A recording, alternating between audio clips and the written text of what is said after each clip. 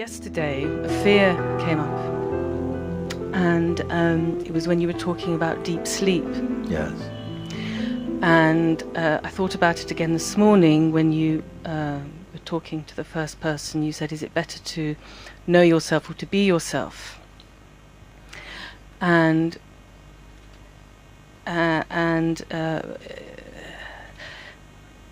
so my fear is of this experience of deep sleep, of then not even being aware. So what came up for me was this fear of death, actually, of is it going to be like deep sleep? You see, it's fine to, for me, it's the absolute sense of vastness is, I'm still aware of it. I'm aware of it. Yes, yes. But I'm not, when I go to sleep and I'm in deep sleep, Yeah. I've had a lot of experiences of dreaming and I'm aware. Yeah. So over the last maybe 3 years I've got into confusion. Am I awake? Am I asleep? Because I'm watching all the dreams. But then in deep sleep, when I'm no longer dreaming, Yes, I'm yes. not aware of that. Yes, yes, yes. And yes, it is not like that. Okay. Okay. That's It is fine not. then. Deep sleep is also a state. Right, fine. Yes. Mm. That within which all states are experienced. You may call it the stateless state, Yeah. in which waking and dreaming is and deep sleep are revolving. Yeah. That. And it is to be known in the waking state, when consciousness is fully alert, and this process can be entered into to look. Because what you are speaking about, that falling away of all the not the world only like this, but the unique relationship that we create through identification with it. And when that sort of personal twist is taken out, there's a fear in people that somehow, well, what will be left? Then you see when that's taken out, everything is still left. So there is still a sense that, but if I remove it, then if it's like deep sleep, then, but there's no perception.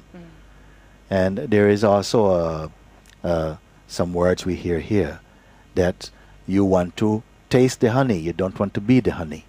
You see? There's a saying, I want to taste the honey, I don't want to be the honey. Because as soon as we manifest into duality, we love the taste of experiencing, all aspect of experiencing, whether it's even full of friction. We love the contrast, we love the unpredictability, the uncertainty. All aspect of it is part of that. So how could it be that the absolute is completely just void? No, it is not that. It is not that. We are absolutely the absolute now. It's not hiding behind the mind also. It's not hiding behind the sense of being. You see? That's really fine. Yeah, it is very fine then, isn't it? Because, yeah, I must have misunderstood when you were talking about No, it's a deep very sleep. good point. It's very, very subtle. Because we are looking also from the place of the consciousness, but without consciousness, what can there be? But it is said it's pure consciousness, isn't it? We say that sometimes these terms, I constantly emphasize, don't even these terms there sound absolute, but they are relative.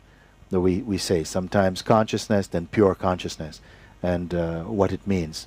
When we speak about the consciousness and mind, the realm of diversity and perception, and then pure consciousness, who is the perceiver of even this consciousness. When I say even now, that which is aware of even the feeling I am, then what happens to you, you see? Yeah? Is it like deep sleep? No, it's not like deep sleep, isn't it? Yeah. I wasn't experiencing it like deep Yeah, sleep. yes, and I know. then when Yeah, you yes, yes, yes. Yeah. What happens is that what is enjoyed in deep sleep is the absence of I as me. The absence of I as me, which is quite mischievous also. And you see that without the example of deep sleep was to give us that without I also. Because deep sleep is also enjoyed.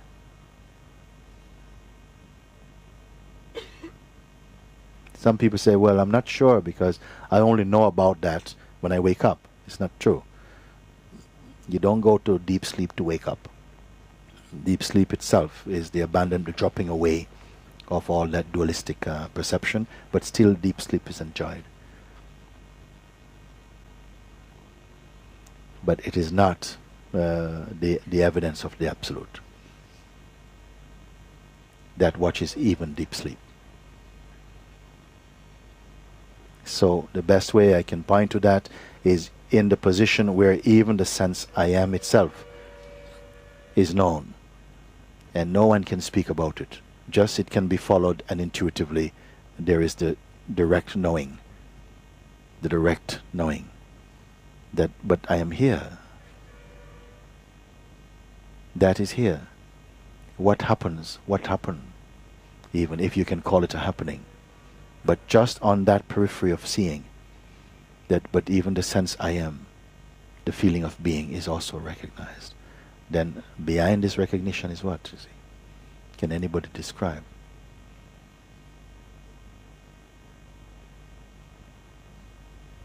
So that for me, I say sometimes unchanging bliss. I say unchanging bliss. It's not blissed out, but unchanging bliss. There's no description. It's not excitement. There's no sadness, no joy. There's no, but there's something that cannot be described is here. Unbound, unfathomable.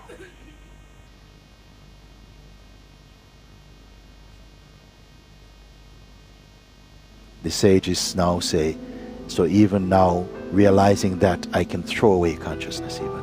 Who can say that?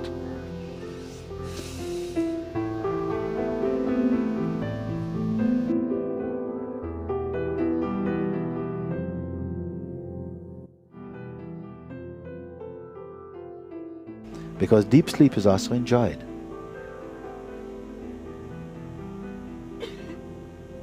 Some people say, well, I'm not sure because I only know about that when I wake up. It's not true. You don't go to deep sleep to wake up.